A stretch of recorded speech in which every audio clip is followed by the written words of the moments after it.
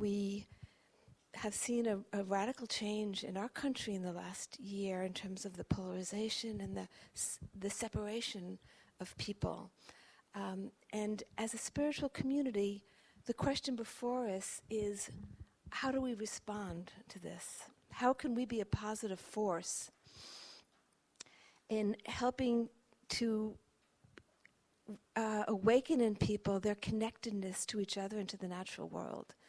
You know, I mean, we're seeing the response of nature now, and yet so many people are still not connected. They're not seeing it as anything but how do we rebuild, instead of hearing what we're being, the messages that are coming through. So how do we awaken this connectedness in people? And so we thought to focus on the awakening of compassion as a way to heighten this awareness of our interconnection.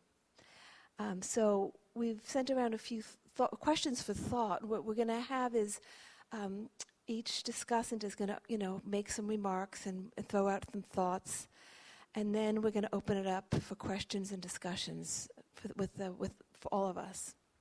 So I'm going to start, and I know that both Greg and Serene have to leave on the earlier side, so I'm going to start with Sensei Greg Snyder, who's the Senior Director of Buddhist Studies at Union Theological Seminary in New York and the Buddhist teacher at the Brooklyn Zen Center. So. Thank you, and thank you for having me here. I've been thinking about this, where we're currently located, and how to move in a different direction. And when I think about our society in terms of spiritual practice, I think one of the first things that has to be admitted is that we're actually suffering. And I'm not sure we've admitted that yet, collectively.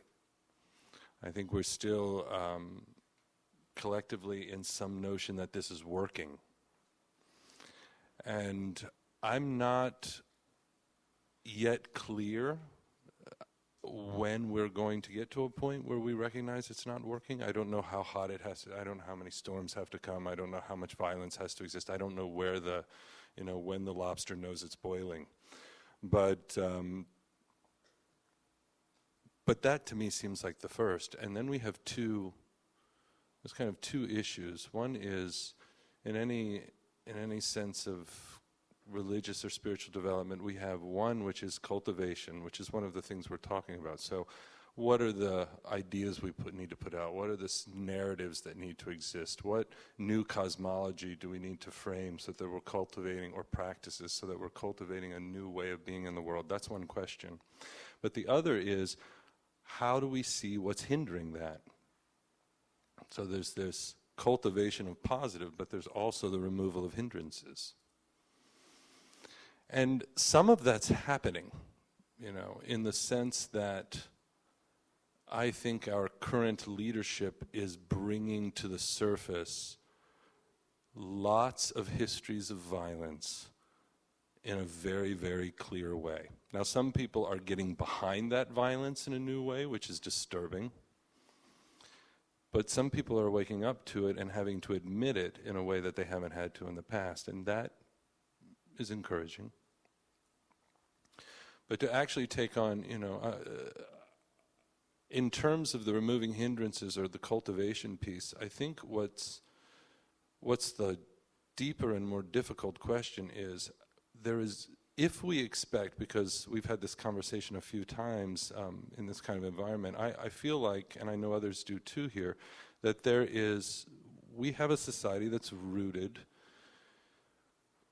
in a broad-reaching sense of domination, whether we're talking about patriarchy or whether we're talking about white supremacy and racism, whether we're talking about the way the capitalist system functions, especially in the way it's treating the earth, humans' relationship spiritually to the earth. If we keep training ourselves in domination day after day after day, it's going to be hard to turn that around. So we have to look at the ways we're training ourselves and the way we're training ourselves within an economic system.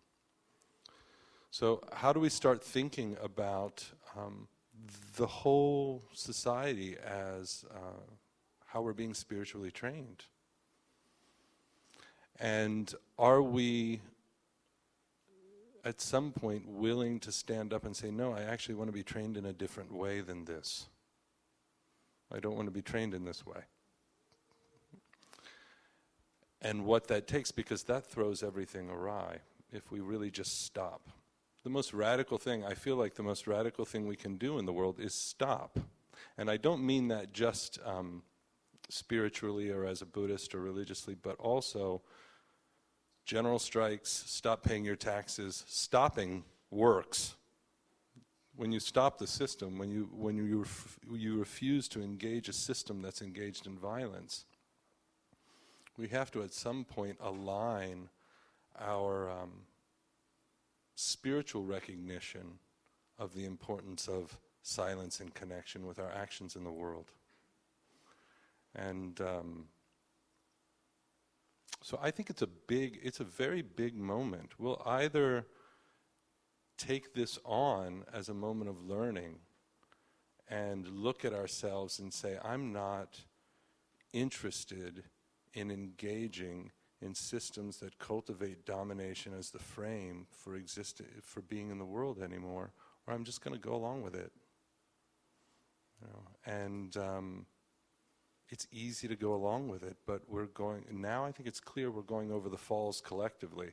What used to seem like one group dominating another is now making it clear, and that is still happening. Some people are going to suffer far worse than others. I live on a nice high hill in Park, so I'm relatively protected in the way things that are going to happen compared to some other people. But this thing of one group dominating another group, it's becoming clear that is becoming a general, that violence is going to generalize until we're all deeply affected by it. It already is happening. It's just nuanced. It's going to become less and less subtle. And when do we disengage?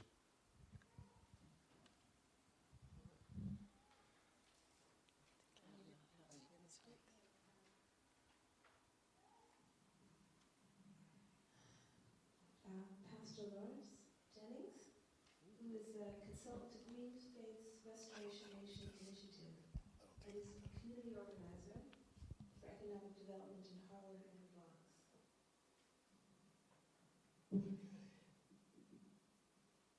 Let me start by thanking our friends at GPIW and the Shino Center for bringing us together and for their leadership on this topic. As I began to prepare today, I realized 2 years ago I was here for a conversation called Fostering Human Unity in the Community. At that time, I was asked to comment on underlying challenges preventing unity and polarizing communities. That invitation included these questions. What is the need of the hour?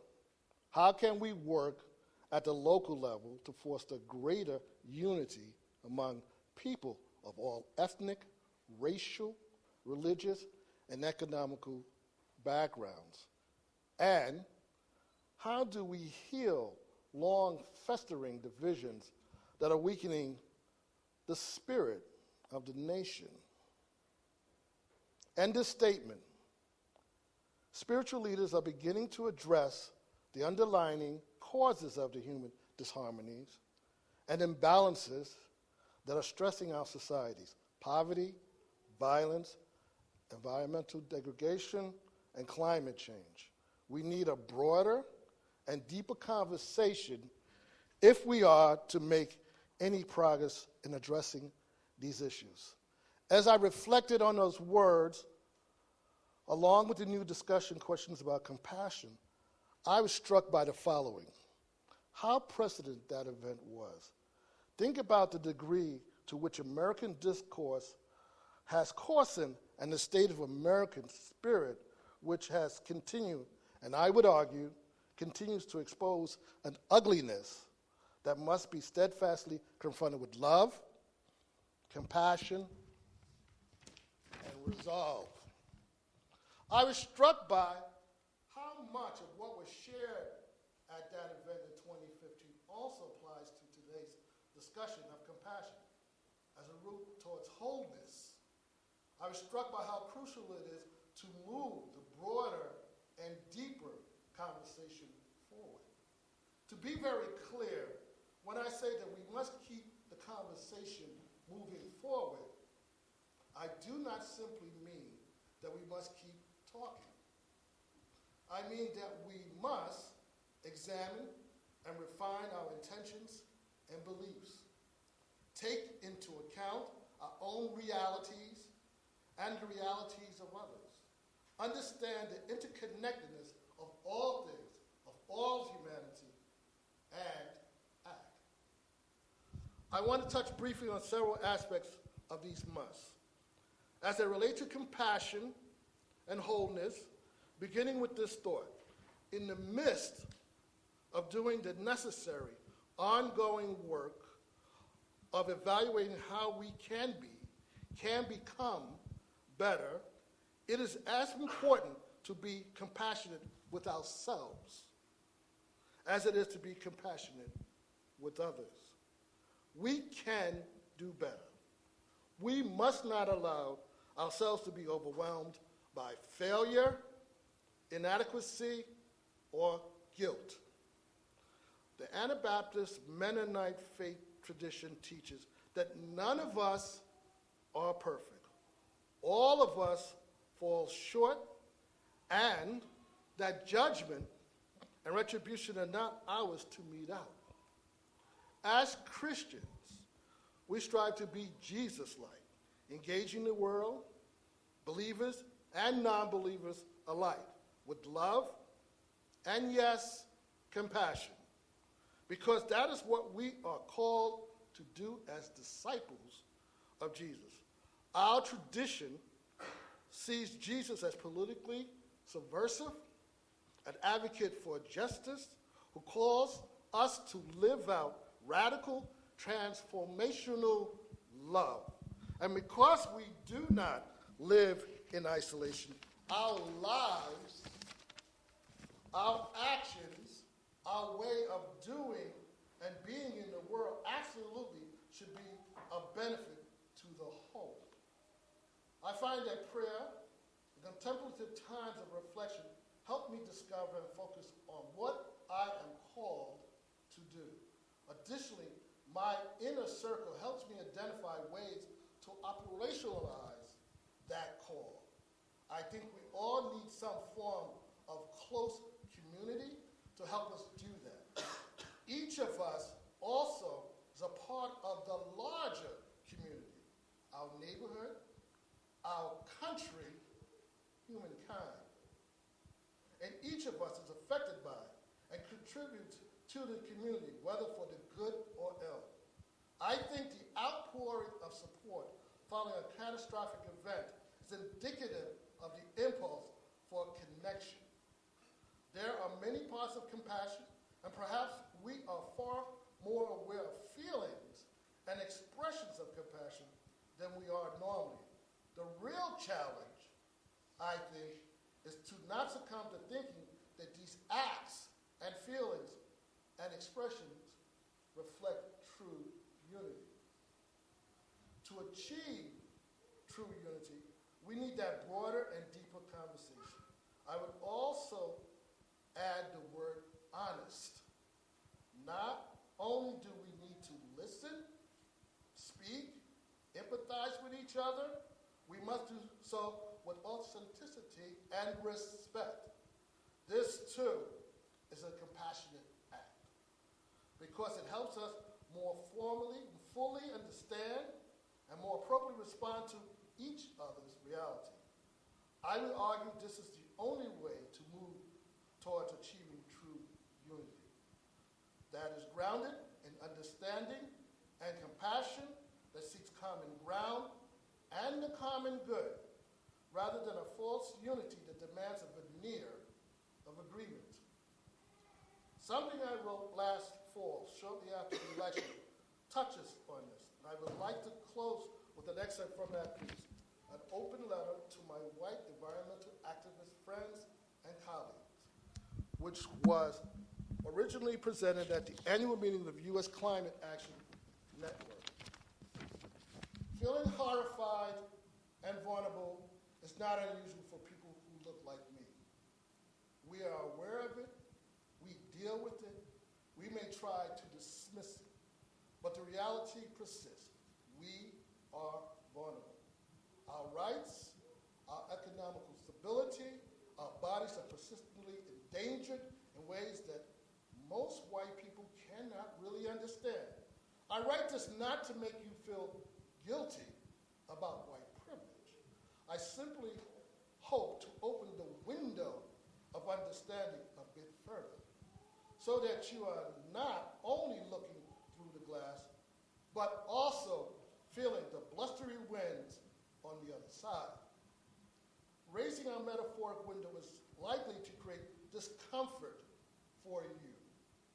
It is uncomfortable to be buffeted by forces beyond one's control. It requires being constantly on alert, scanning the horizon for signs of shifting winds, dreading the sudden arrival of a tornado, knowing that vigilance is a necessity because even the calm serenity of a gentle breeze can shift abruptly. That is daily life on my side of the window. As we go forward in our work, closing the window is not a solution. In fact, in order to equalize the air pressure and create a new reality for both of us, we must cooperate to continue lifting it further. And we must intentionally stand close enough to the opening that we can hear and really listen to each other when we speak. The window must remain open, even if it sometimes feels as though we're prying it away from the frame, and then have to wedge something underneath it to keep it from shutting and slamming shut. We have to be deliberate and intentional, examine our own and each other's position in order to identify the best way to proceed.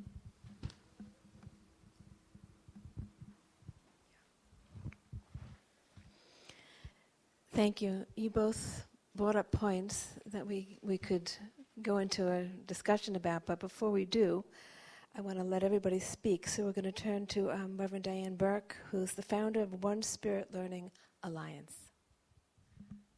Thank you, Dina, and thank you to everyone who's here to be part of this conversation. I think where I would like to begin is to bring into the conversation the idea that, in fact, compassion is natural. That compassion naturally arises when we recognize our fundamental interconnectedness and the interconnectedness of all of life, as well as the recognition that suffering and the desire to be free of suffering is universal. I agree with Greg that part of what's required for compassion to arise is to recognize that suffering is present. And we are very much a suffering-averse, pain-averse, feel-good, quick culture. Shortly after the terrorist attacks in Paris a couple of years ago, a friend sent me a poem by the British Somali poet and novelist Warsan Shir. And the poem says, "Later that night, I held an atlas in my lap, ran my fingers across the whole world, and whispered, 'Where does it hurt?' It answered, 'Everywhere. Everywhere. Everywhere.'" Compassion requires of us a willingness to move toward and engage with and be present to that hurt, to suffering, wherever we encounter it, with the intention and the commitment to alleviate that suffering and the causes of that suffering, rather than add to it.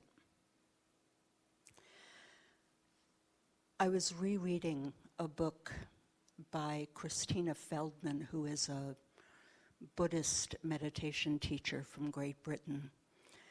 And she points out that while a solution to suffering is not always possible, a response is always possible.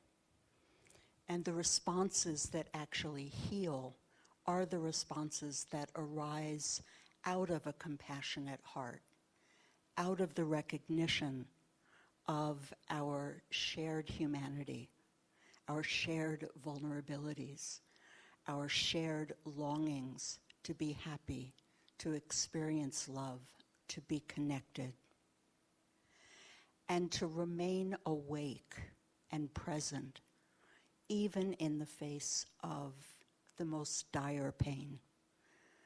We see this in so many settings. We see it when there is a parent of a child with a terminal illness, and there's nothing they can, there's many things they do, and they advocate and they fight and they do all kinds of things to get their child the best care possible.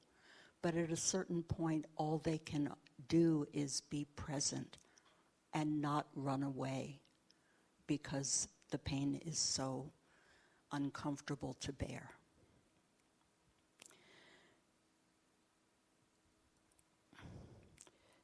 Historian Rebecca Solnit has written a very powerful book called A Paradise Built in Hell, which is her exploration of the response, the natural arising of both compassion and community in the face of disaster, both natural disasters and man-made disasters.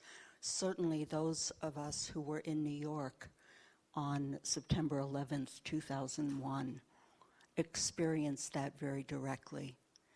And we see it on the news broadcasts of the people in Mexico City who have jumped into action, forming just human lines to remove rubble and try to rescue people who are trapped from the earthquake. We see it in the response of people on the Caribbean islands that were not directly hit by Irma, reaching out to the people who were in the direct path. We see it in Houston. We see it over and over and over again.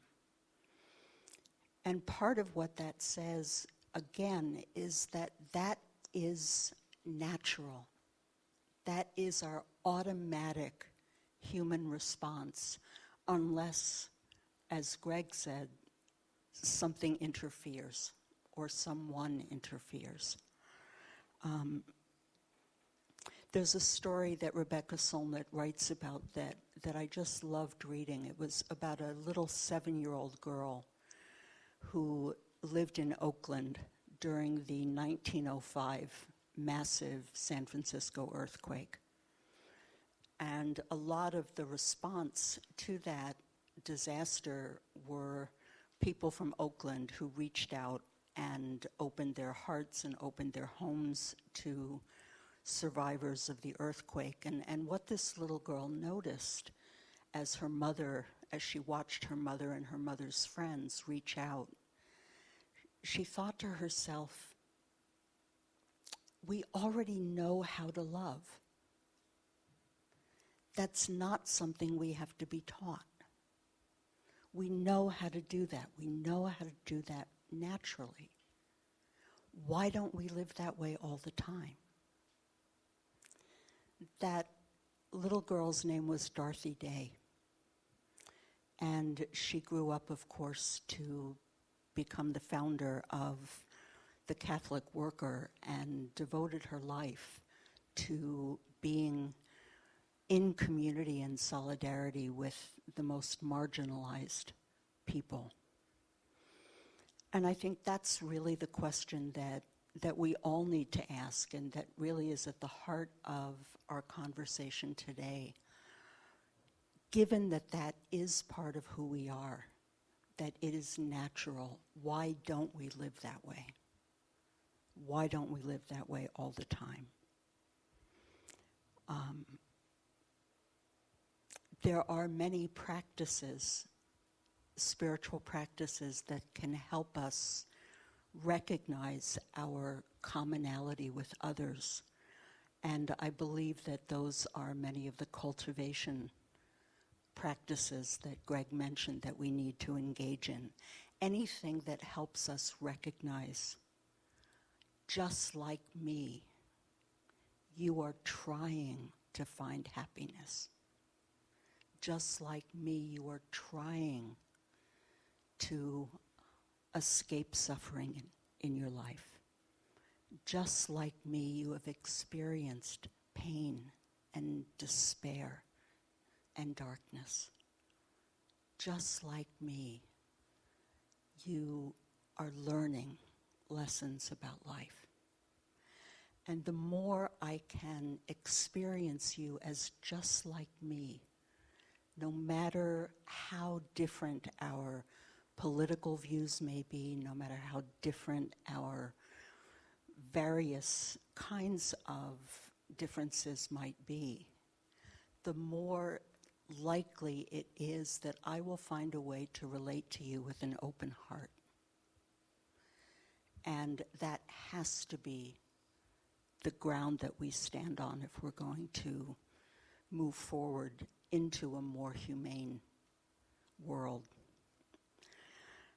I think that the last thing I want to bring up is, would fall into the hindrance category that Greg mentioned, and it's something that that anyone in the caregiving professions has become very aware of, but I think it's something that is impacting us collectively in this acceleration that we're seeing now, and that is the phenomenon of compassion fatigue. Compassion fatigue is when we are just confronted over and over and over and over and over again with trauma, other people's trauma, other people's suffering. It's what we're seeing right now with the hurricanes and the wildfires in the West and the earthquakes and the floods in India and Nepal and let alone what's going on in our communities, man-made disasters as well as the natural disasters. What happens at times is it just becomes too much, and we begin to shut down. It sometimes is called secondary traumatic stress or secondary post-traumatic stress. And as Lawrence said, the antidote to that is radical self-care. You know, in Buddhism, they talk about developing the ability to equalize self and other, which means that my well-being is no more important than yours, but it is no less important than yours. And those of us who care are often in the habit of ignoring our own self-care and our own well-being to the point of getting sick and getting to the point where we have to stop because we have no choice. So on the personal level, self-care is essential. On the collective level, and again, I would just underscore what Lawrence said, The collective response is community. We need to learn how to build community in a much more authentic and profound way than we have up until now.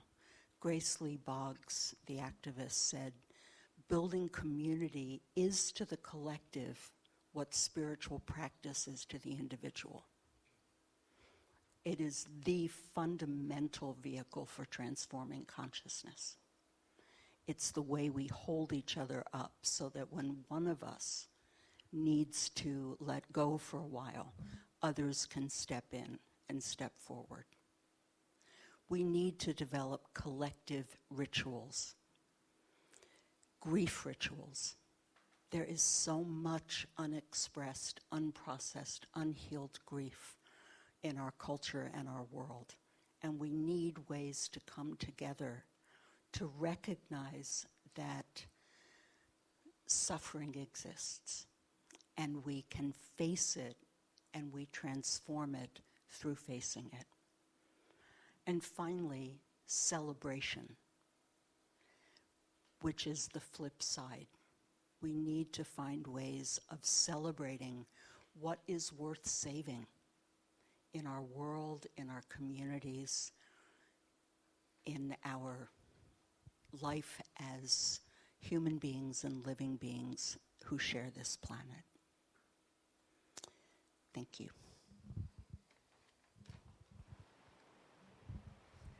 It's going to go to Jana. Acharya Jana Long, founder of Power of One Yoga Center in Baltimore, and co-founder of the Black Yoga Teachers Alliance and their new initiative, Yoga as a Peace Practice. In Baltimore, I am a yoga teacher. And when I say that, I try to really teach yoga and not just asana or postures on a mat, because, you know, you've got to get off that mat and live in the world. There are two words in the title of this dialogue: wholeness and compassion. Compassion, when I think about that, I like to keep things very simple. And I look back into my own life, and I had wonderful examples of people who were very brave.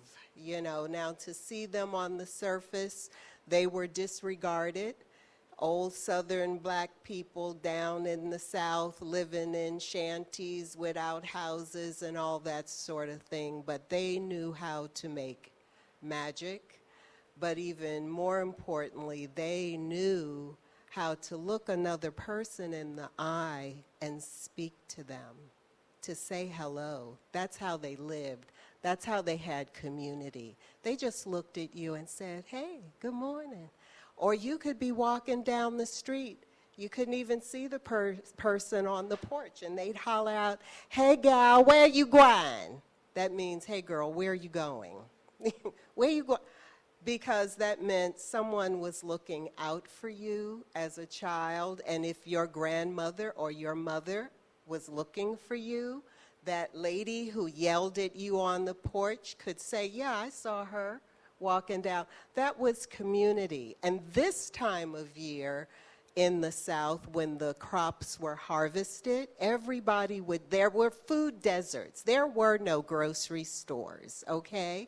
So this idea of the grocery store, it was miles away. But people grew food.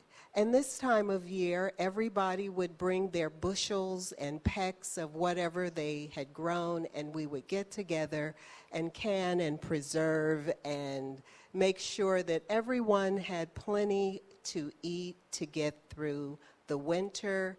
There was sharing. If you had 8 kids and someone else, it was like my grandmother and her uncle, they didn't take a lot. That was the community, and they looked out for each other. And I learned from that how not to be afraid to let people see me. To just be seen is the beginning of compassion. To look at you and to have you look back at me, and for us to see each other. And when we look at each other, we can see our happiness, our joy, our sadness. And I think that's what we're afraid of. Many of us are afraid to be seen. So I just wanted to put that out there. And once you are not afraid to be seen, you become more and more whole. You feel a wholeness in yourself. There's nothing to hide. There's nothing to fear. So after I came back from New York and talked about Freddie Gray and got back to my work, I have a partner who lives in Rhode Island. And we got together a few years prior to meeting GPIW. We had talked about forming an alliance of black yoga teachers. There had been a group, but we are very underrepresented in the yoga world. Once I showed up at a place, I was carrying the yoga mat. The door was locked. They said, "Oh, we'll have somebody let you in." I was doing a yoga practice at a hospital, and I think the woman saw me there with the yoga mat, but she wouldn't let me in the door. She wouldn't open it. And I just feel that maybe she didn't think I was the yoga teacher. Because when you say yoga teacher, my image is not necessarily the first one that comes to mind. So we decided to start this organization to elevate the presence of black yoga teachers. And for us to do something meaningful, not just go around teaching people how to do postures on a yoga mat.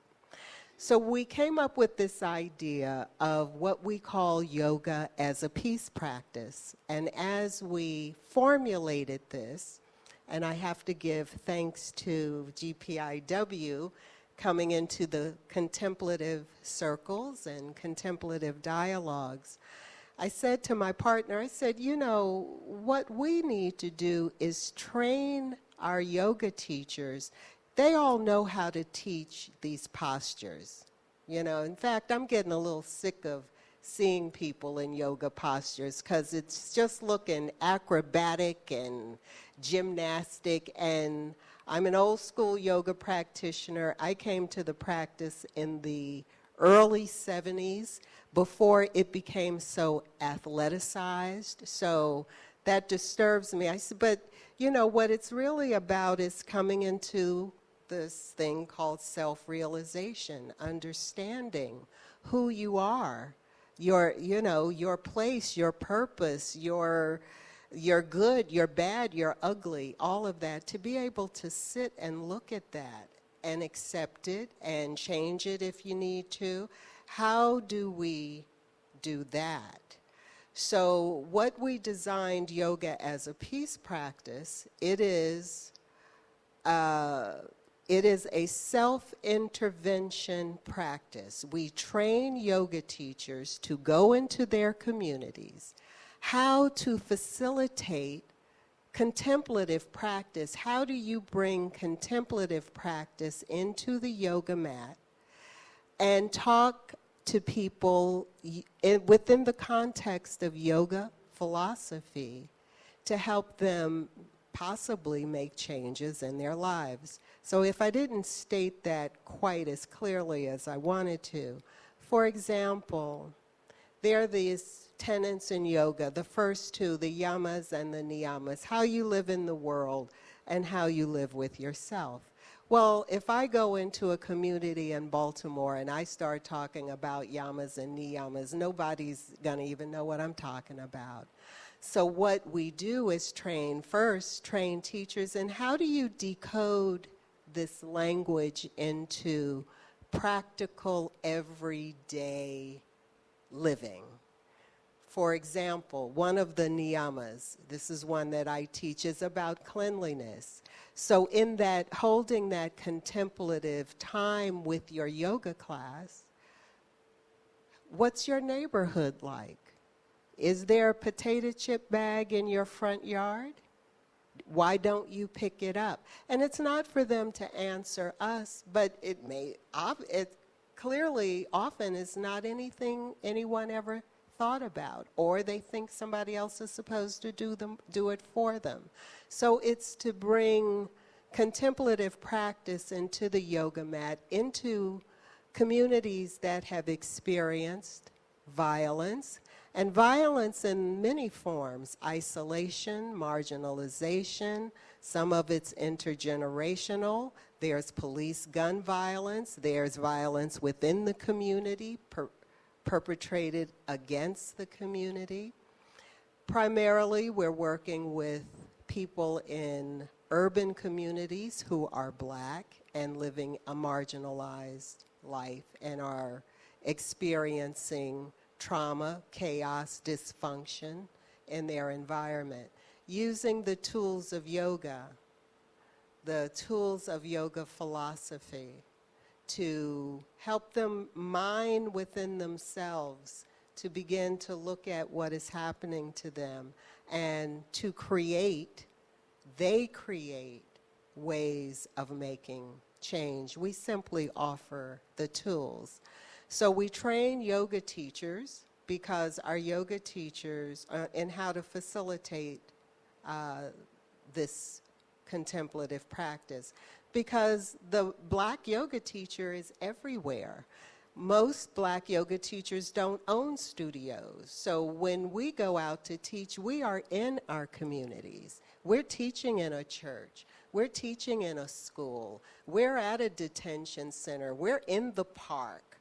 We have to create places to teach, and therefore very much on the ground with the community. So we saw this as a unique opportunity, actually, to bring in a practice into communities and to show teachers how to facilitate contemplative dialogue, to peel off, if your class is an hour and 15 minutes long, why don't you peel off 20 minutes of that and just come into the share circle, and how to lead that dialogue, how to lead the meditation, how to then possibly get feedback from the participants and how this is impacting their life.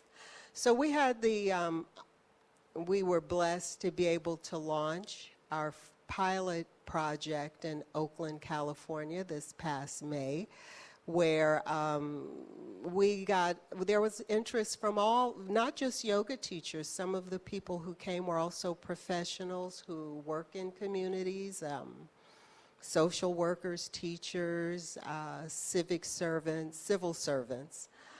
And then we did our first more immersive training with a group of yoga teachers at the end of our conference at the Kripalu Center for Yoga and Health just this past July. So the interesting thing is, and I'll wind this up, that we have to guard against, we've gotten a lot of well, not a lot, but some organizations who are interested in pairing up with us.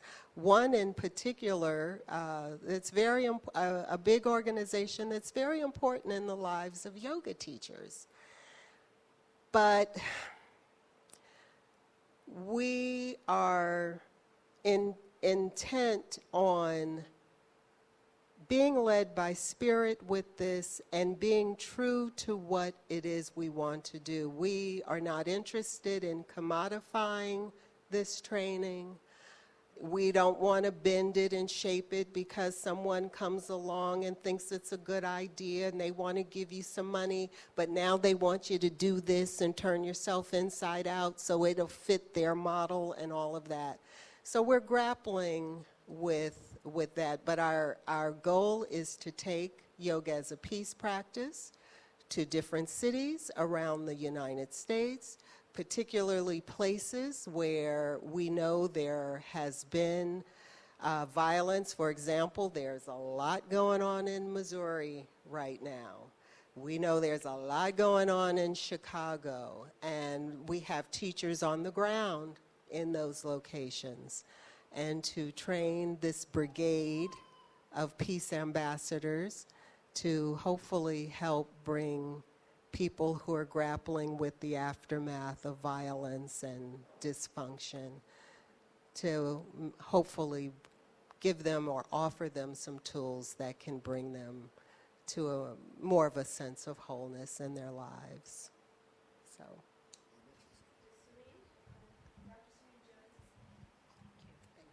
We're now here, before we open this up to a bigger discussion, from Dr. Serene Jones, who's the president of the Theological Seminary.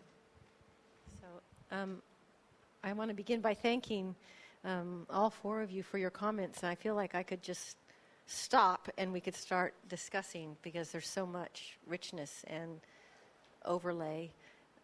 I also want to say thank you to GPIW for organizing this, and also thank you to Xinyuan, very good friends in New York City, in the world, and been very good friends to Union. So I'm very happy to be here. So much of what I had thought to say has been said. So I want to just focus on three things. One is that as a scholar, now I'm an administrator, but in my former life as a scholar, I was a professor of theology, and my specialization was the period of time in Europe known as the Reformation.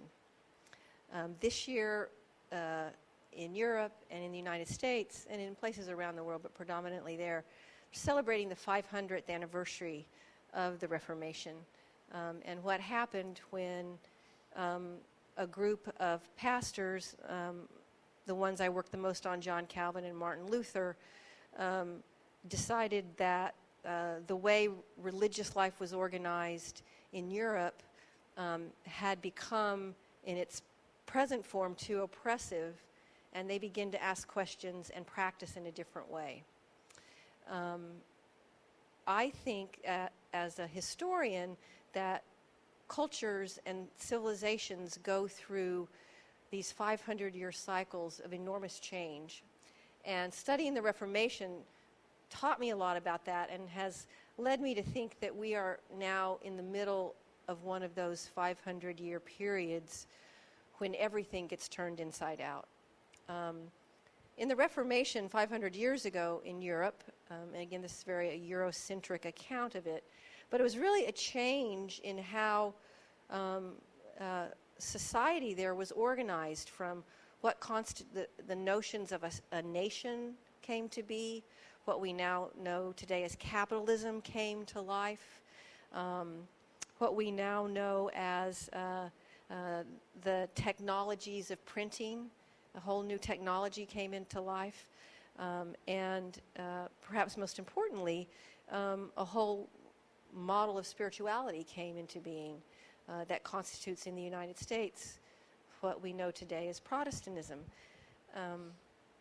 So I believe that we are in the midst of one of those, and it's interesting to note by looking backwards that the people who were in the middle of the Reformation never thought that they were in the middle of a Reformation.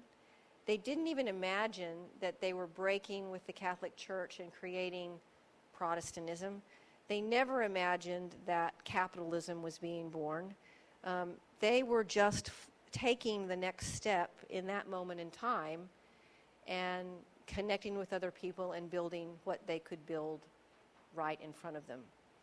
And so I think that's one of the marks of this moment, is that we are in the middle of it, and we cannot imagine now what is to come.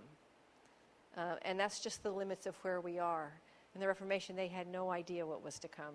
And there's a sort of humility and patience that comes with recognizing that what is emerging at this moment in our history is something that we will not live to see the emergence of when it becomes a new reality, which I do think is happening. So there's a humility, there's a patience, and there's a kind of quietness that comes with recognizing that.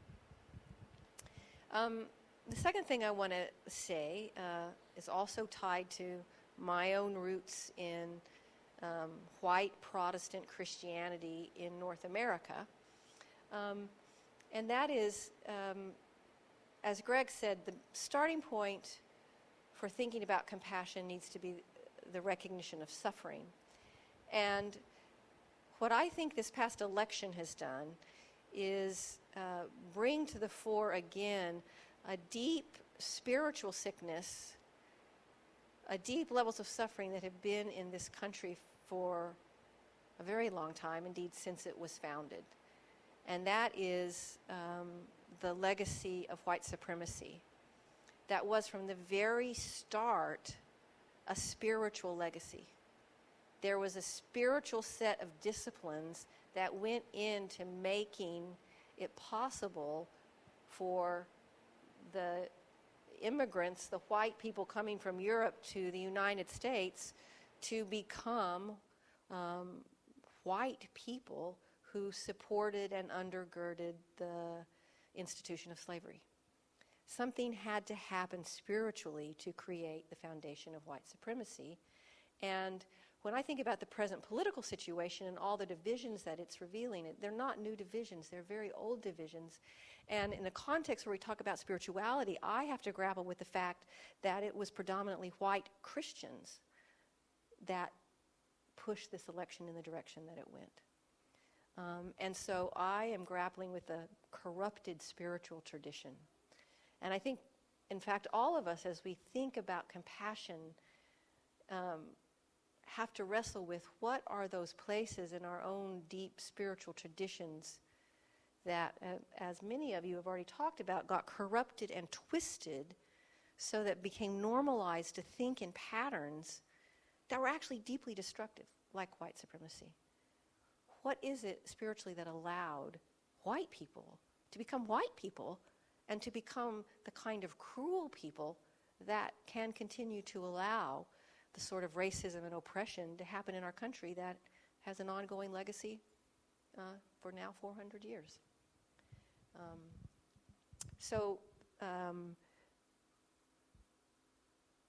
The third thing I wanted to say is related, and this is very brief, I haven't thought it through yet, but I was struck yesterday by the President Trump's comments to the UN that they all focused on the notion of sovereignty. And I can't think of a word more different from compassion than sovereignty. Because what does it mean to be a sovereign person or a sovereign state? It means to be an entity that has well-protected borders, that has control over the activities affecting that state, and has the capacity to reach out and dominate and annihilate, if necessary, those who pose any kind of threat. Compassion, on the other hand, is a disposition that requires the loosening of one's boundaries between the self and the other. It requires a vulnerability to not only to see, but as you said, Jana, to be seen. And it bespeaks a kind of gentleness of spirit and openness in which your capacity to dominate is in fact what is called into question. So this relationship between sovereignty and compassion, I think, is very interesting. Last comment about what it takes for us to move forward in this moment. I think it is going to take not only a new story about the future that we are seeking together and about the meaning of our lives, but a new and very painful story about our past and where we've come from. And how we need to do both of those together, and if we leap too quickly into a new narrative about the future that hasn't really told the truth about the past, compassion just becomes a kind of surface set of practices that actually are not sinking down into the real flesh and blood of where we live. And I think that that's the hard but also the joyous work ahead of us, is to tell that the truth about where we're going, which is emerging, we can't see it, and the truth about the past, which all too many people refuse to see, can't see, but have to see for us to move forward. Thanks. Thank you, Serene. I'm so glad you attempted to put this in historical perspective, because increasingly I've also felt that we're in the middle of this big transition, and we can't see 100 years down the road. But clearly, everything is going to shift because of environmental factors, if nothing else. So there's no denying that big change is underway. I'm also glad you brought up the founding, because actually this country was occupied. There were occupants here when we came, and we haven't even dealt with that. The fact that we came to a land that was already inhabited and claimed it as our own. And I think one of the changes that we see essential now is that knowledge that was held in those communities, those indigenous communities, was suppressed. But it's coming back because all of the indigenous communities held that knowledge of how to work with the natural world, of this relationship of love with the forces of nature, and feeling it's so much a part of oneself. And that was all suppressed. And that, again, sets off to a very unhealthy mentality when you cut off the rest of everything. So I think allowing that knowledge to come back in, which I think is happening in different ways. We've seen it happening in the dialogues that we've been holding around the country, where suddenly normally we look to make sure that we have a Native American presence. We don't have one today. That's unusual for us, just because that is the energy that this country needs right now. We cannot heal until we bring that energy back. And so, actually, we were supposed to have Geraldine and Berke here, they couldn't come. So something that we've become much more conscious of in the last few years. So the question becomes, what can we do to help shape this movement? And that's all we can ask, right? The movement is underway. What can we do to help bring out or push it in a positive direction? And I think the deep questioning of the things that have kept us all apart, And, a lot of it was religious suppression too. It wasn't just white supremacy, it was religious supremacy. One religion was right, and the others were wrong. So it was Christian white supremacy. It's not the only religion that came out to the truth. There are, and so moving out of that framework, and the way Greg brought in this domination, it's domination. One thing we've grappled is finding the language that people can respond to. We talk a lot about domination, and I see that some people close off to that. Just like when we've had our dialogues in Charleston, and some people close off to climate change, because what they hear is a devaluation of real estate values. All those Florida mega mansions, who's going to buy them? And so, but they're talking about mega storms. They can deal with that, talk about mega storms, historic storms. But climate change, so language is important to how we can find a language that everyone can resonate with, that doesn't make some people feel, it's quite amazing to me how climate change has become a polarizing word in America. It's not any place else. Only in America is it a political word.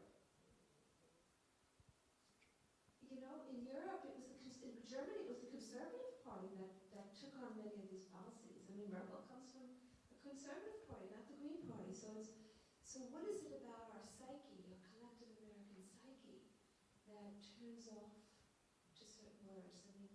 I'm amazed when people, even in this country, find socialism to be a bad word. What did the president say in the General Assembly? It's an embarrassment. So socialism is still a bad word. That was something from the Cold War era. So do we search for a language that's more unifying? I think keeping this understanding that what this long-term shift that's going to take more than a generation. But somehow we have to find our place in it, how we can perform what we need to. So, does anybody want to add anything to that? I have some thoughts on the language, because I understand that people close down towards like white supremacy and domination and these kinds of things, but those in power will not easily concede the violence they commit. They just won't admit it. And for a very long time, and I think we need to talk about love and we need to talk about compassion and unity, but we can't sugarcoat. We can't pretend that if somebody can stand up in the General Assembly and say we are going to completely destroy a country, it's very hard for me to accept that people are not accepting domination because somehow it's too violent a word. If we can have the kind of violence we have in the media and in every film, there's violence everywhere, there's profound violence being communicated constantly, but suddenly the word domination is difficult to accept? Really? Why? Because it mirrors something back that I don't want to see. It's time to see it.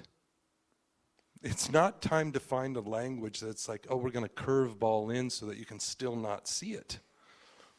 You have to see it. I also just want to say that I also think compassion is often misunderstood as sympathy. Compassion is fierce. Compassion is fierce. There's a fierce kind of compassion which helps you cut through illusions. It's not just to make you feel good and you help the other and you feel good. That's sympathy. And so I think compassion, the word compassion is also just like mindfulness, is often misused. Karuna, the word that's actually the Buddhist word, karuna, the root key of it is action. Action. It's feeling something so deeply that you have to, end it. It's not just being with. Yeah. I also tend to think, we have,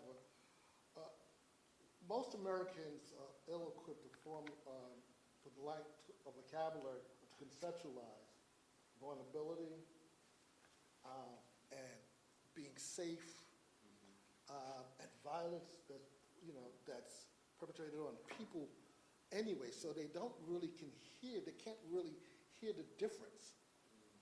They are in denial. I mean, when you deny that, you're really not looking at why these things exist. If you're looking from the lenses that you sit in and you can't see the other person, how could you possibly want to change the conditions?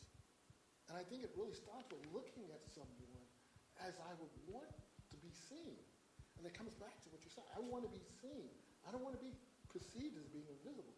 Nor do I want to say that you don't merit me looking at you and saying, can we do this together?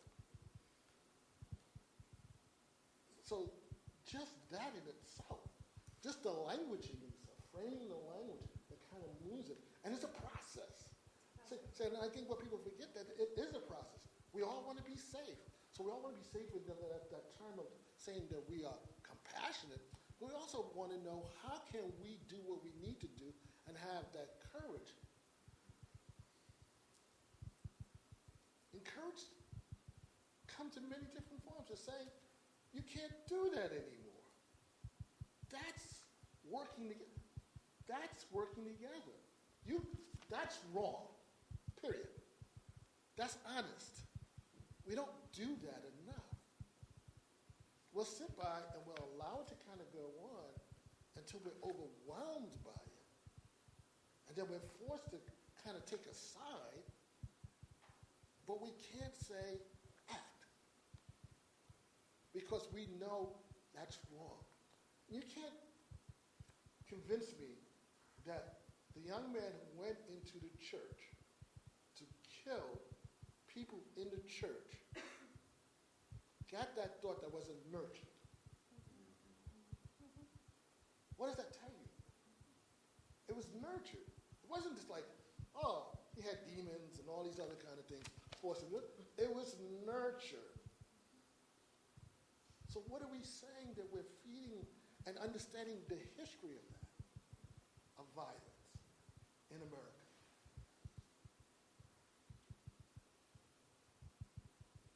You know, and not dealing with assumptions.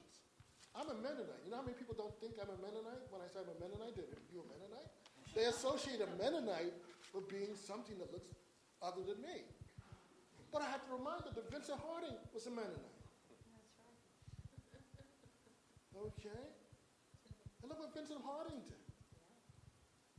I don't know if you're not familiar, see me later. But my thing is like, keep that window open. Understand what I was saying, that window, there's a breeze. The president is the tornado in this breeze. It shifts. But it just didn't start with him. See, we think it's just like, it's Trump. No, come on. It's the history. I'm a preacher, so I can go in a lot of different ways with this. So I'll step back. I think we want to open this discussion now. Does anybody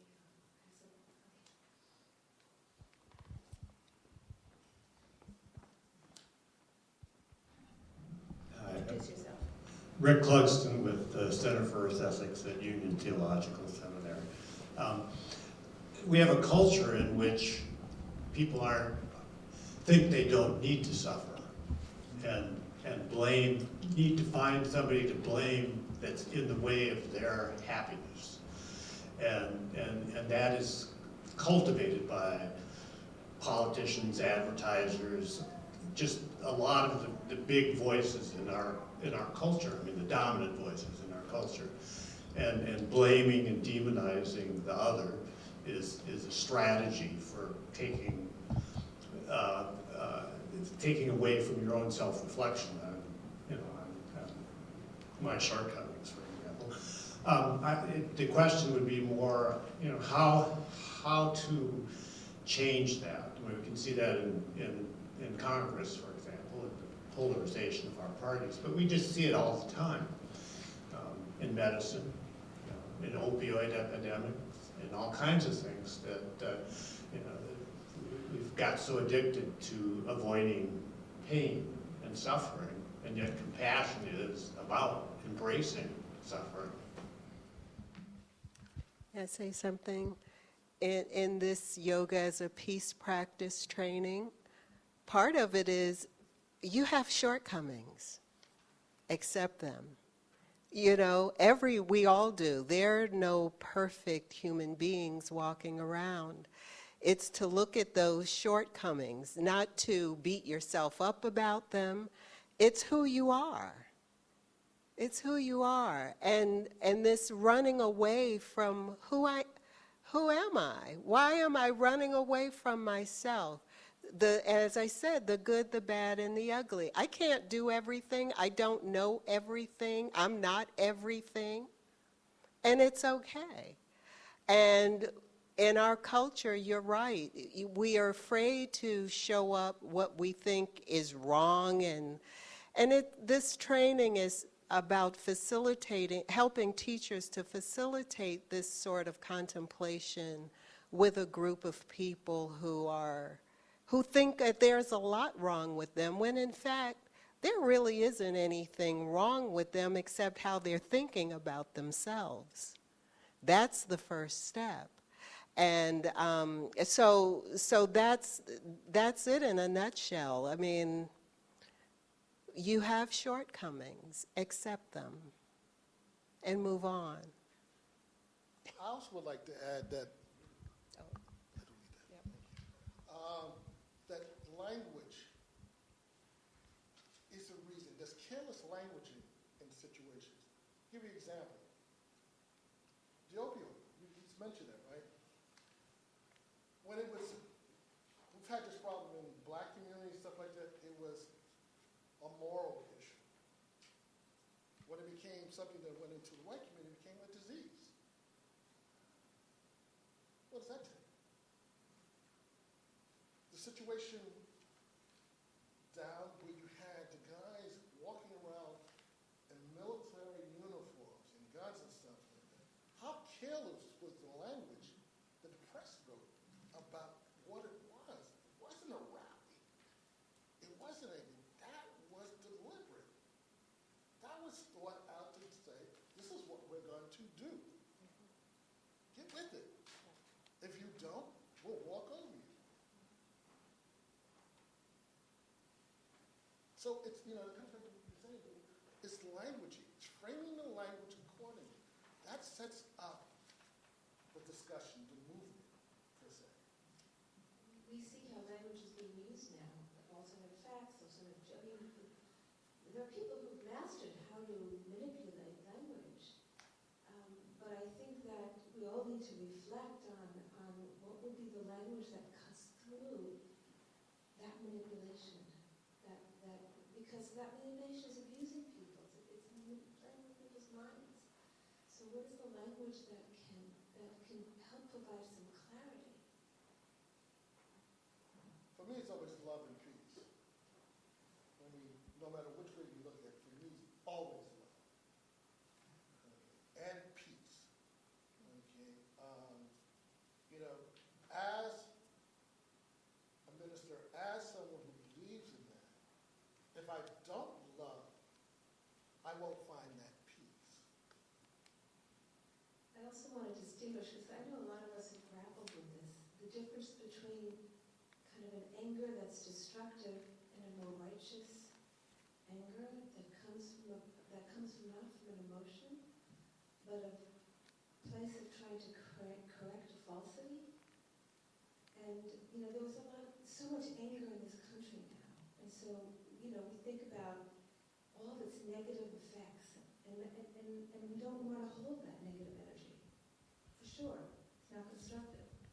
And yet, if it impels you toward a corrective action, it can be a positive force. I agree with you. Righteous indignation. Jesus turned the tables over where? Change the act. Change the thinking. Change the thinking. So yes.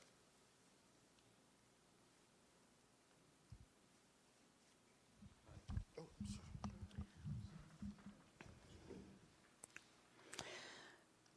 Your question, Rick, for me is one of the things that it really speaks to is that we have to recognize that our spirituality and our spiritual practice is not simply the time we spend on a mat or in meditation or at a Sunday service, that it literally has to be a moment to moment to moment to moment to moment awareness practice of how I am doing what you're speaking of.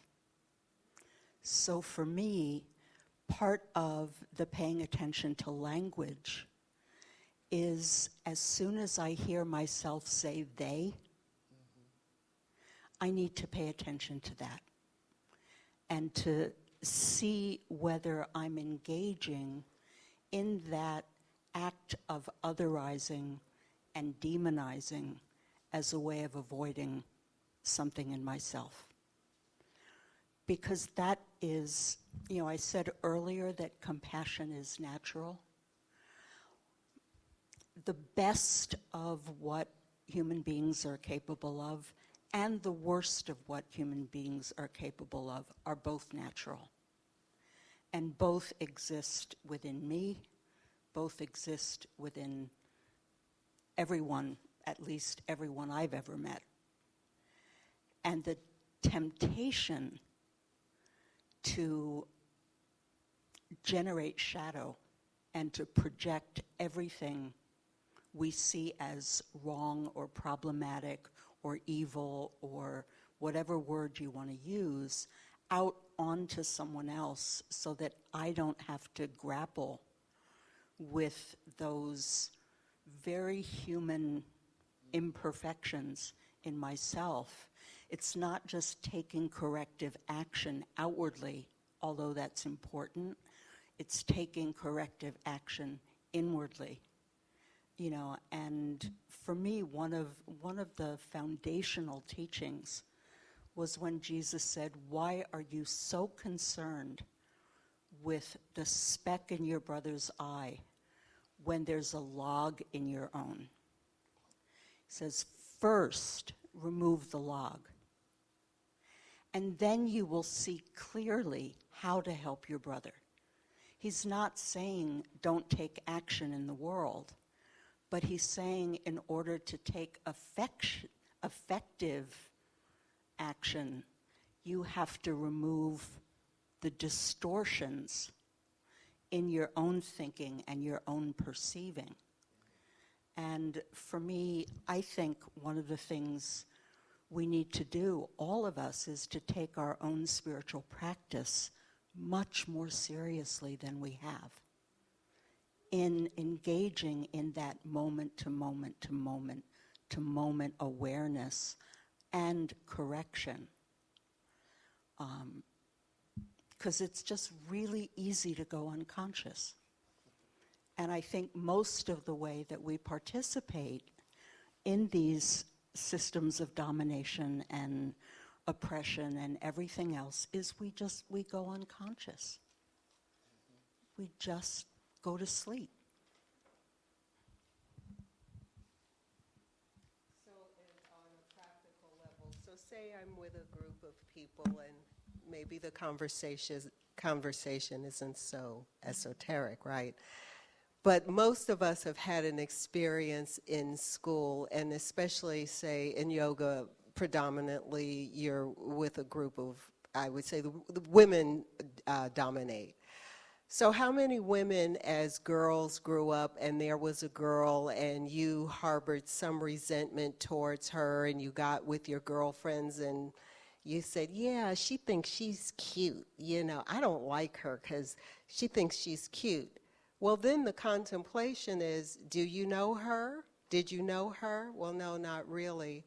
So it's not that you're projecting she thinks she's cute. No, you think she's cute, and that's doing something to you. And why is that doing that thing to you?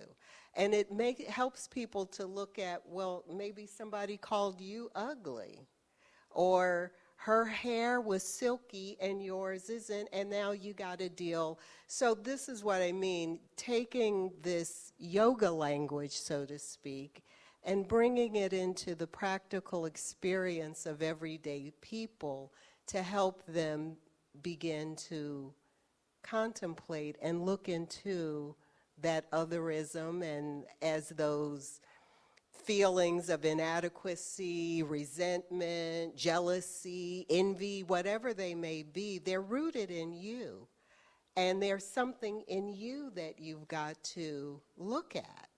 And it doesn't mean you have to change it, but you have to be able to see it. Once you can see it, if you want to do something about it, then you can. But if you're blind to it, you can never change it. I think Greg and Serene have to leave, so I'd like you to both make some closing comments. Okay, I just want to say one thing to the we want to feel good and how hard it is to deal with suffering. I think one thing we have to take responsibility for as religious institutions or religious traditions is the degree to which we've ceded ground to that. That we have, that there are movements in all of our religions that are about feeling good. The mindfulness movement is the biggest certain aspects of it is the biggest sellout of Buddhism you could ever see.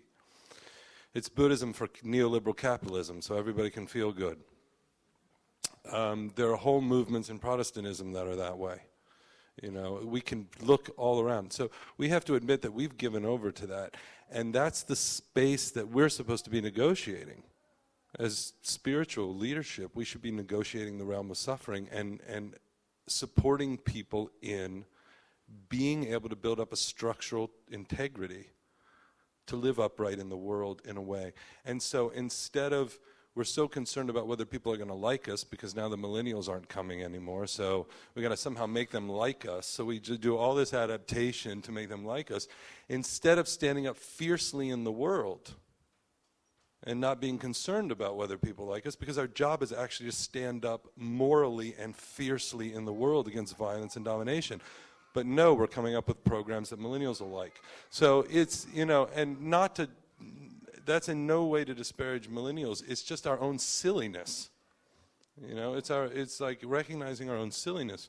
So I think that's something this is why I love what Reverend Barber's doing right now, which is just to stand by moral force. Just to not apologize for moral force anymore. And that's something I think we've gotten in the habit of apologizing for. And I'll just say amen. That's No.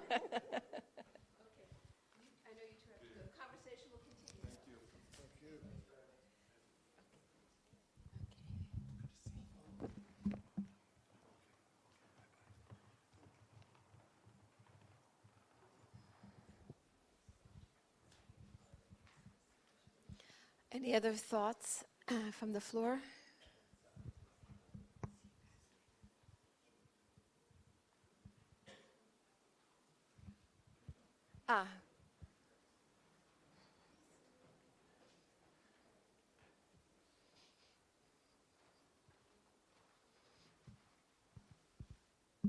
Thank you for bringing the mic all the way back here. Appreciate it. I'm David. I first want to say how beautiful it is to have so much wisdom on a stage. It's great to be here. Thank you. One thing that I was feeling a little bit of as the five of you were speaking was occasional flickering feelings of inadequacy around how much work I've done to explore my relationship to domination, white privilege, male privilege. I meditate every day. I have done a fair amount of work on all these areas. I consider myself a spiritual anarchist. I put in about as much work as the average, as a 36-year-old you'll meet. And so I'm wondering where is the balance between this sense of you have to look at your own stuff, you have to have compassion, to, oh wait, where you are right now in your current state with whatever vestiges of white privilege and patriarchy I authentically carry in my being, where is that okay too? And that as I sit now, I am okay. Can you speak to that tension?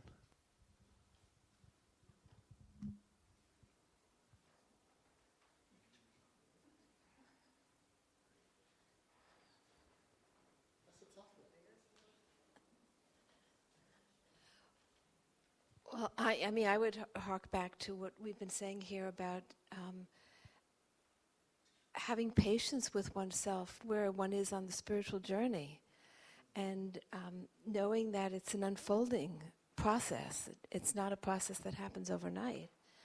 And what Diane said about really paying attention to one's spiritual practice right now, not just in meditation time, but really, because we have to free ourselves from all of the notions that hinder us, that are hindering, and so it's just cultivating compassion for yourself, I think, and having patience with it. Do you want to say? And I also would like to say it's a daily walk. It's textured. It's not going to happen. You shouldn't blame yourself. It's like I said, we're all not perfect. I said that. We all fall short. But when we're held accountable in that daily walk, we get that practice of knowing how we're spiritually grounded and what we will be doing. We'll be held accountable. And in that walk, you will see how to align yourself to that truth. There's always a truth that's going to resonate with you that you can then delineate what's right, what's wrong. And it's not taking, we all fall into making assumptions, which is judgment. That's not what this is about. What it's about is taking that walk, saying what you say, just doing that in itself is the path to that truth. I would also add that there is a natural creative tension in the discrepancy between where we are and where we aspire to be. And that part of the muscles that we build are the muscles of being able to hold that tension as creative tension rather than emotional tension that we somehow have to get rid of, either by lying about where we are and pretending to be closer to our aspiration than we are, or by dropping our aspiration and making where we are the be-all and end-all. And I think that living with that tension, I'm working hard on myself, I'm not where I want to be. And I can live with that. Parker Palmer calls it the tragic gap between how we want to see things and the way things are now. And that being able to stand in that gap, stand in that tension, is what allows us to keep moving forward. When it comes to things like this, it's really hard to know what another person's experience is. It's so personal, but all I can say is, I just get up every day and try to do my best. And in terms of my spiritual practice, it's changed over the years. I meditate, I've done yoga, I've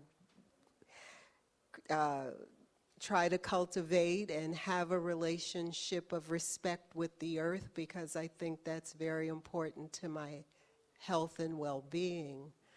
And when I arrive at certain places, it's just that. I didn't go looking for it. It's like, you're on a journey and you don't have a map. You're just sort of along the way and things arise or you come upon them. And that's how it is. It's, as Dina said, it's an unfolding, and it's a lifelong practice. It's not going to ever end.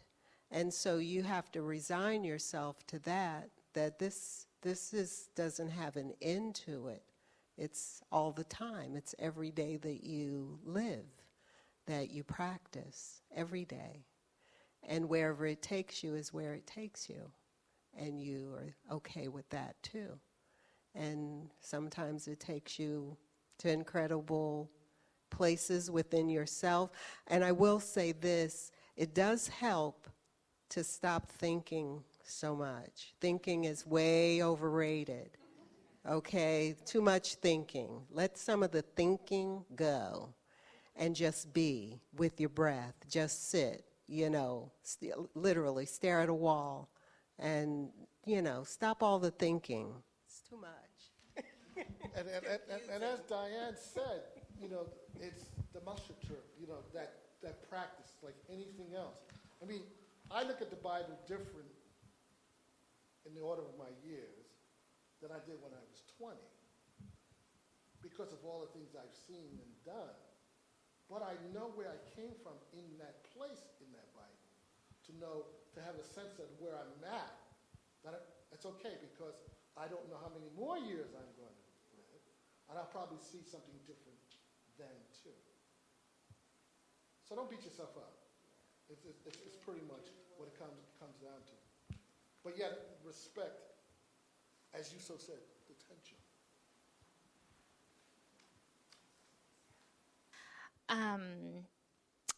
I wanted to speak to what you were saying because, and share a part of my experience.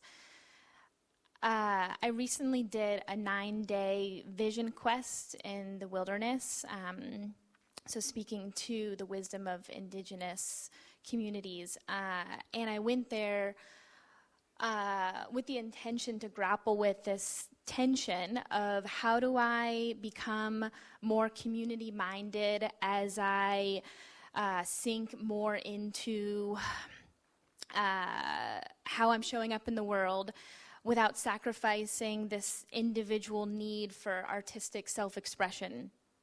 And part of what we did in that experience was committed to a claiming statement. And so a claiming statement is both something that you can unequivocally own, that you know about yourself, but there's also an edge in it that you need to grow and lean into in this context, sort of in this phase of life. And so I did this experience about a month ago, and my claiming statement was that I am a soulful woman of peace, trusting life completely. And what's interesting is as soon as the experience ended, I felt like the exact contrast of all of that showed up in my life. I felt like there was a lot of conflict, and I never trusted myself or life less. But now, already I'm seeing how that contrast was probably showing up more because my awareness was so much higher of that. So for me, it's been really helpful just in this short period of reflection to stake a claim of how I can show up and that statement can guide me in my daily actions and moment-to-moment awareness.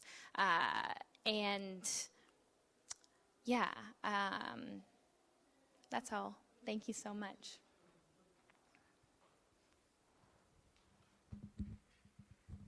Anybody want to comment on that? You know, when you take Diksha from a teacher in the spiritual tradition of some of yoga perspectives, they give you a spiritual name. And the name isn't because that's who you are right now. It's what is that teacher sees in you that you will grow into. And they share this name, this spiritual name with you, and you seek the meaning of it. And then you remind yourself as you go out into the world every day that my teacher saw this in me. And because I may not have ever seen it in myself. Someone saw this in me, and that gives me something to aspire to. And I'm going to trust that because I trust that teacher. And that's how the spiritual names are given. And so you, the powerful woman, what you claimed for yourself, it's not going to happen in that week that you were on your vision quest. But now you continue to evolve, and you live in that way. And And I would just add to that claiming statement was only accessible because of the sacred space of that community of individuals and the guides mirroring back what they were hearing. It didn't just happen because I wrote it down. I wouldn't have accessed that without this sacred circle and mirroring. You know, the practice of vowing is a part of so many spiritual traditions, and that's part of what you're sharing reminds me of, that our vows are really, again, a statement of our aspiration. And the expectation is that we will fall short again and again and again. But that the vow serves kind of as a compass point, so that, as you said, your sensitivity for when you are off track, when you're not moving in the direction of that aspiration, becomes much more highly sensitized. And it's, I read somewhere that like missiles and rockets get to where they're going. There's like an ideal trajectory, but they're actually off that trajectory 90% of the time. They go off in one direction, and then there's an internal mechanism that senses that they've gone off and turns them back. And then they go off in the other direction. And they get to where they're going by being off track about 95% of the time.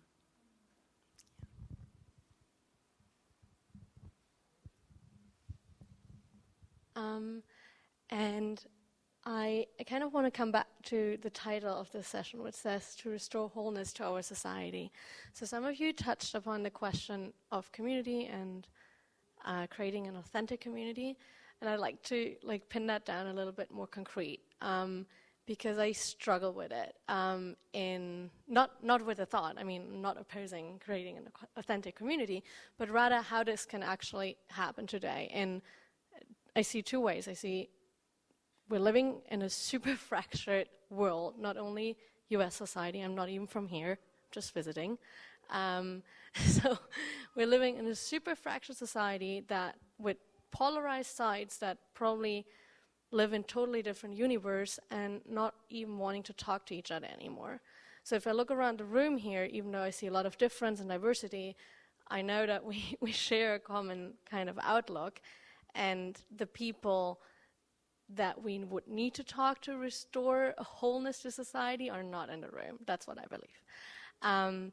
So how do you create a dialogue and a community in a world that is so far apart? And then also looking at history, what some of you said, right? How do we, building on all the suffering that the world has already endured, how do we lead to reconciliation there as well, and healing of memories, etc. Because love and compassion is probably the enabler, but it's not enough, right? Like that's not going to just bring wholeness. I don't know. I'm putting out the question. So how do we get into that dialogue? There is a lack of civic dialogue right now. So, and it goes beyond the individual, right? I think if I only look at me, how to awaken compassion in myself or something. I don't know if that's enough to restore the whole society. You see I'm babbling a little bit. Apologies for that. But if you're going to restore wholeness in the collective, you have to start with restoring wholeness inside yourself. And that means, in part, having compassion for the aspects of yourself that you want to exile, the aspects of yourself that you want to banish, that you want to see in other people because you don't want to see them in you. So in my understanding, there's no way around doing that work. And part of, I believe, where we begin is, again, probably with creating community with people who share that desire and commit to doing the actual work of community, which is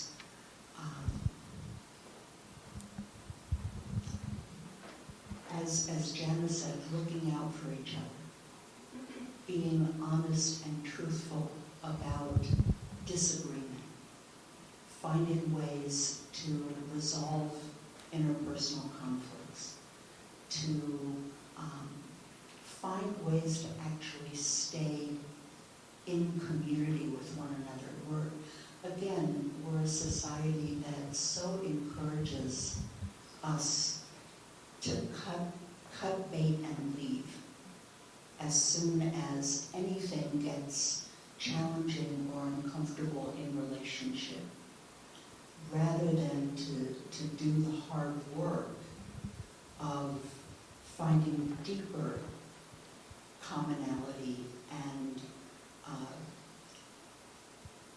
a foundation for commitment that goes beyond just what feels good in the moment, or whether I'm getting my needs met in the way I think I should. All of those kinds of things. Part of the function of being in like-minded community is to actually develop skills in being able to language what you care about, so that you can engage with people who see the world differently than you do, without becoming so defensive that conversation breaks down. and without getting bulldozed because you haven't sent down a root system that really grounds you in what you value. I don't know if that makes sense. But I think we need, again, one of my teachers, Parker Palmer, calls them communities of congruence, which, when we see the world differently than the dominant culture sees the world, we need places where we can be reassured that we're not crazy for seeing it that way, and where we can develop the skills in expressing what we care about in ways that can stand up to the buffeting of the dominant culture, if you will. When I say you are enough, what I mean by that is you have to create, you have to take the action, each individual. When I named my yoga business, I called it Power of One, because what I saw, I'm one person, and I really want to see what, as one person, how do I move in the world? What is the world that I want to create? Do I want to not know my neighbors, for example? There are many people who live in communities, they don't speak to their neighbors, they don't even know the person that lives next door to them. They walk right by each other, they don't say anything to each other. That's not what, my power dictates that I use it in a different way. When I see my neighbor, I walk over and I introduce myself. And he was open to introducing himself to me. We speak to each other, we talk over the fence. He's not my best friend, but I don't ignore him, or people on the street, or even coming up here on the train today. I talked to the lady that I sat beside. I didn't just sit there like a mummy. You know, we found a common ground. I don't even know her name. But I looked at her, she looked at me. We talked about where we were going in Wilmington, Delaware, and all those sorts of things, because I have the power to do that. I have the power to reach out to people. And that's the fear that many of us have. We are afraid. I mean, when you really think about it, I think the only thing that holds us back is our fear. I'm not sure what the fear is rooted in, whether it's a fear of knowing someone or them getting to know you or see you. And that's something, again, only you can grapple with that, but you have to decide how you want to live in this world, and you move out from there. And that's what we see now, and now we have our phones, and we think our friends are in our phones now. You know I've got almost 1,800 people in there that say they're my friend, but I can't name but about 4 or 5 of them that actually come and knock on my door or call me when I'm sick, but they're all my friends, you know. So, and that's how we're living now, and the disconnection, you know, and younger people really do believe that those people in their phones are their friends. Sometimes your friend will say, oh, well, you're her friend, maybe she'll be my friend too. And I'm like, I don't even know you. But it's okay.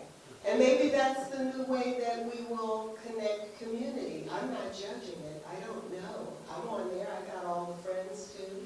So, you know, but I know what the power that I have of my human energy, that I can look at somebody, I can say hello, I can ask them how they're doing. I don't have to, we're not going to be best friends, but it's just to open up. And it's amazing what people will talk about. You know, I talked about this dialogue coming up here, and the spiritual dimensions of climate change with a perfect stranger who says, wow, I never thought of that before. Yeah, it's easy. So I heard a couple of things. Definitely, I know that I feel fear in bridging divides with people that are different than me. I know that's the case because I avoid it. I don't do a whole lot of it. But Diane, in hearing your response about communities of congruence, and sort of building these, building our own strength before we go out. To me, I guess it sounds like there's something missing there, and it's the part that's missing that I have the most questions about, because I think, at least in the worlds that I am a part of, I see a lot of inner work. I see a lot of powerful, harmonious communities, but I still see such divides. And so I guess I'm just wondering, like, what is missing there? And how do we go, once we have harmonious communities filled with people who are doing lots of great shadow work, that's not going to be enough. So what do we do then? That's my question.